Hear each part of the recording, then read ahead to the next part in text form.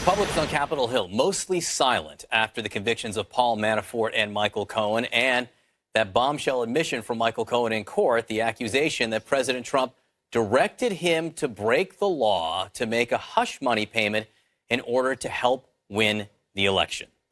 Joining us now is Republican Senator Mike Rounds of South Dakota. Senator, thanks so much for being with us. I applaud you for coming on and speaking because there's been a lot of silence from Republican lawmakers over the last few days, and I do suppose it's understandable silence. I do want to get your reaction to what we just heard the president say against your former colleague, the current Attorney General of the United States, former Republican Senator Jeff Sessions. Let's listen. I put an Attorney General that never took control of the Justice Department, Jeff Sessions, never took control of the Justice Department, and it's a sort of an incredible thing. Do you believe that Jeff Sessions never took control of Justice Department? We have a great deal of respect for Attorney General Sessions. We've known him personally. I've respected him. I served with him for 2 years, and I can tell you that he is the right man for the job, and we have confidence in him. Is that fair criticism from the President of the United States, which he seems to be basing on the fact that Jeff Sessions did not step in to stop the prosecution of Paul Manafort or Michael Cohen? I can understand the president wanting to have an attorney general who would, in his opinion, be a very strong advocate for his positions. But you have to understand that Jeff Sessions is also truly a man of principle. And if he believes that it would violate the principles that he's supposed to uphold, he will do the right thing and he will stand his ground. I can't express enough how much confidence we have in Jeff. Jeff has different opinions on a number of things than what I do, but I can tell you this much: Jeff is always going to try to do what he believes is right, and that's something that the American people can have confidence in. So, the president was accused under oath in open court of breaking the law to help win the election. What should Congress do about that? I think you're, excuse me, the premise that you're using here, I think you're drawing some conclusions to begin with. Excuse me. You're drawing some conclusions to begin with that I would probably disagree with. I think what you're taking are statements in which Mr. Cohen has made suggestions that he had actions that the President Trump was aware of. I probably wouldn't dispute the fact that Mr. Trump is aware of actions, but whether or not Mr. Trump felt that they were illegal or felt that they were illegal at the time is probably different than what your opinion is. I can tell you that in what we've seen as far as the discussions about those transactions and the way that Mr. Cohen's own attorney has expressed it, seemed to indicate early on that they believed that they were suggesting the same thing that Mr. Trump's attorneys had when they talked about Mr. Trump providing direction to Mr. Cohen, who was his attorney.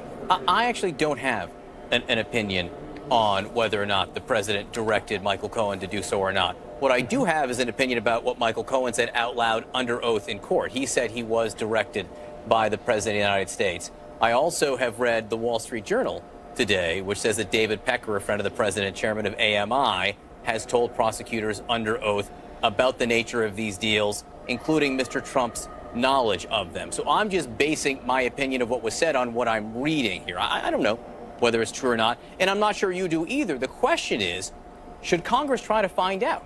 If the president did direct this action in order to win the election, which he won, aren't there more questions to ask?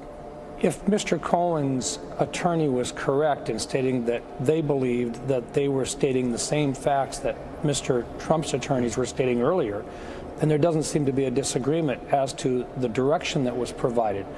But your earlier suggestion is that this was being done in an illegal activity, which has yet to be determined. It has yet to be determined because let me just say this, the president, the Justice Department guidelines are the president can't be indicted. So prosecutors may not look to see whether the president broke the law here. They may not investigate it any further. The Constitution says it's Congress's job to provide this oversight. Why not look for the answers? Can't Congress look for the answers to these questions, which you're posing? They're totally legitimate questions. So have a hearing. To begin with, you have a hearing going on right now with Mr. Mueller, who has started the process. He'll do a report to Congress. He'll do it based upon whether or not there was any activity with the Russians concerning the campaign that Mr. Trump ran. And to this point, there has been no evidence of any collusion there. But along with that report, he will lay out what they have discovered. This isn't about collusion. Michael Cohen's not about collusion. Michael Cohen's not about the Russians. This is, again, about a campaign finance law that he admitted to breaking, that he's convicted of breaking here. On just this matter, we're not going to hear anything from Robert Mueller.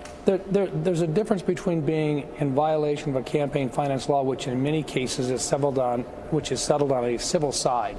You can have violations of a campaign finance law, and in fact, I think there were some by Mr. Obama, yeah, but and there those were some were by civil. Mr. Trump This is criminal. Well. This is a criminal violation. Well, no, wait. No, we don't know whether we're talking about a criminal violation. Michael Cohen or is. a civil violation. Michael Cohen absolutely pleaded to a criminal violation.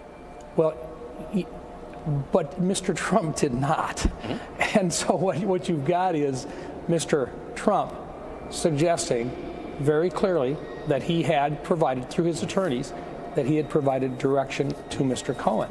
But that doesn't necessarily suggest that what he has done was a criminal act. And I think that's the point that we're trying to say is you've already got Mr. Mueller coming through with an investigation that we support.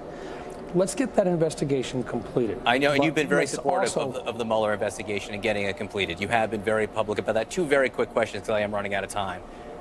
Should the president pardon Paul Manafort? No, look, we understand that the president has the constitutional authority to do so, but we think politically it would be a very serious mistake. Second, very quick question.